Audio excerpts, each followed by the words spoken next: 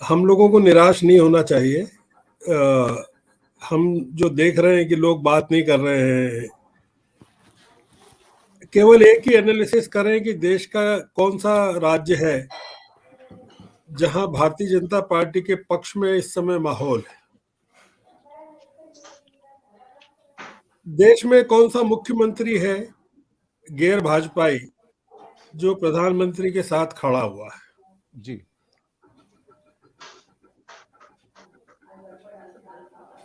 क्या तमिलनाडु में, क्या केरल में, क्या उड़ीसा में, क्या आंध्र में, क्या तेलंगाना में, क्या पश्चिम बंगाल में। हम लोग अभी अगर नजर डालें, काफी कुछ चल रहा है देश में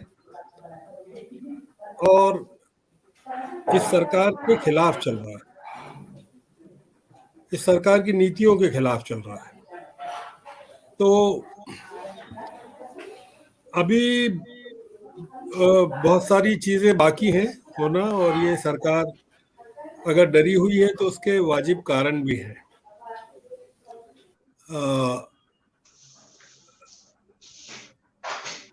विपक्ष काफी एक हो रहा है। मतलब आप अगर चीजों को देखें, आज ममता बनर्जी की प्रेस कॉन्फ्रेंस थी वहां उत्तर प्रदेश में, अगर जिस तरह का उन्होंने एक्सप्रेशन दिया कि 2024 के लिए वो क्या करने वाली हैं,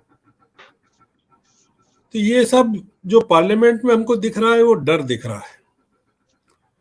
हमको डर इस बात का होना चाहिए कि 2022 और 2024 के बीच में इस देश में क्या हो सकता है। जो प्रधानमंत्री कहते हैं कि 1975 में डेमोक्रेसी का गला घोटने वाले लोग डेमोक्रेसी की बात कर रहे हैं, तो हमको शायद आश्वस्त होना चाहिए कि ये प्रधानमंत्री आपातकाल नहीं लगाएंगे और अधिनायकवाद या डिक्टेटरशिप नहीं लाएंगे। एक तो चीज ये है। दूसरी चीज ये कि प्रधानमंत्री संसद में कहते हैं कि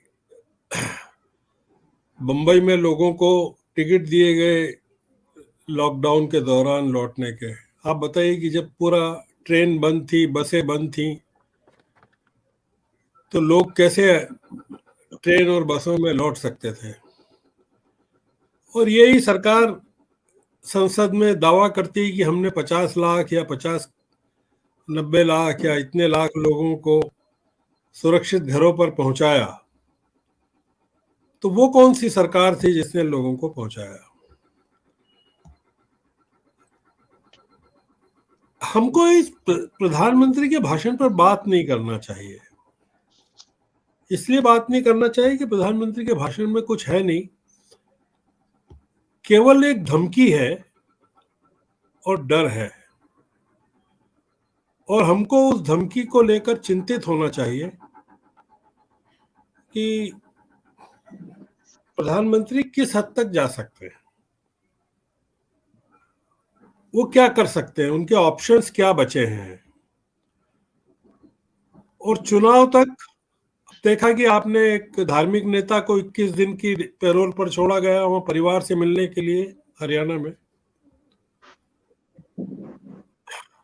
अब देख रहे हैं कि किस तरह से चुनाव को, ये तो एक रामदत्त जी ने जो कहा कि एक उम्र के लोगों को कैसे घरों पर वोट डालने की बात है, ये जो आप हम लोगों ने शायद गौर नहीं किया कि ये पहली बार ऐसा है कि 5 राज्यों में कहीं भी प्रधानमंत्री चुनाव प्रचार के लिए नहीं गए। पंजाब में नहीं गए, उत्तर प्रदेश में नहीं जा पाए, मणिपुर नहीं जा पाए, गोवा नहीं जा पाए। जिस तरह का चुनाव प्रचार प्रधानमंत्री करते रहे हैं, ये पहली रैली थी जो बिजनौर की थी, वो कैंसिल हुई। वो पंजाब की पहली रैली थी जो बठिंडा से हुसैनी वाला वो जाने वाले थे, वो कैंसिल हुई। सरकार को इस देश की नब्ज पकड़ में आ रही है कि लोग बहुत नाराज हैं और वो उसके लिए कांग्रेस को निशाना बना रही है, जिसका कि कोई लेना देना नहीं है। 1975 में जब आपातकाल लगा तब राहुल गांधी की उम्र 5 साल थी।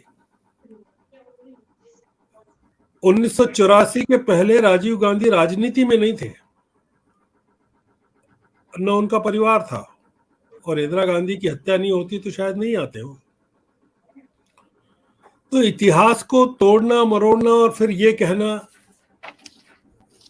कि इनका इतिहास तो 1947 के बाद शुरू होता है, तो प्रधानमंत्री ने जो कहा उसको बहुत गंभीरता से लेने की जरूरत नहीं है।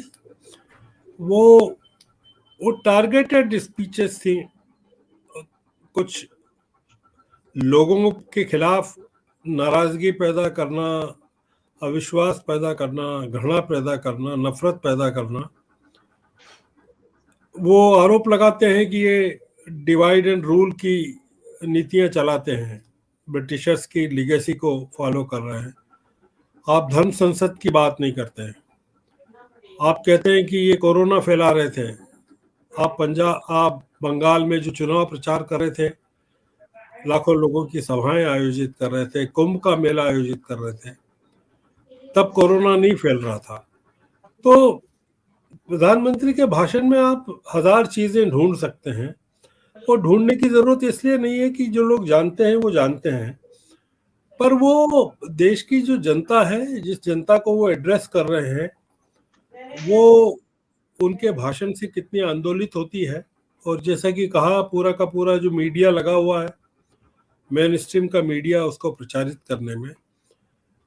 10 मार्च को पता चलेगा वोरा जी कि ये प्रधानमंत्री 10 मार्च तक पूरी कोशिश करेंगे, उसके पहले तक भारतीय जनता पार्टी पूरी कोशिश करेगी चुनाव के परिणामों को बदलने की। जी बिल्कुल। 10 मार्च के बाद 2024 तक 11 और राज्यों में चुनाव होने हैं। बहुत क्रूशियल पीरियड से हम लोग गुजर रहे हैं। आने वाले 2 साल बहुत हमारे लिए गंभीर किस्म के होंगे देश के लिए, और हमको भरोसा रखना चाहिए कि प्रधानमंत्री कुछ भी कर सकते हैं अपने आप को सत्ता में बनाए रखने के लिए।